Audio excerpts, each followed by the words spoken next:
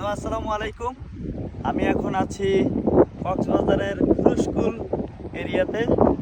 বায়ুবিদ্যুৎ এই যে পিছনে দেখা যাচ্ছে আমার, এটি হচ্ছে বায়ুবিদ্যুৎ প্রকল্প।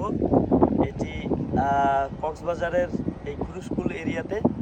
আর আমাদের এই স্কুলের এই যে বায়ুবিদ্যুৎ প্রকল্পের এই যে বিদ্যুৎ, এই বিদ্যুৎ উৎপন্ন হয়ে এই তারের সাহায্যে জাতীয় গ্রিডে গিয়ে পরে ওখানে অ্যাড হয়।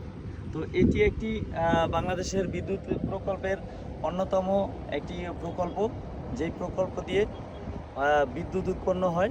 সো আমি এখন আছি এই বিকেলের এই পরন্ত বেলায় এই সুন্দর একটি এরিয়াতে, এবং এই পাশ দিয়ে যে নদীটা গেছে, এই নদীটার ওপারে দেখা যাচ্ছে যে মানে সেম সুন্দরবন, মানে অ্যাজ লাইক সুন্দরবন।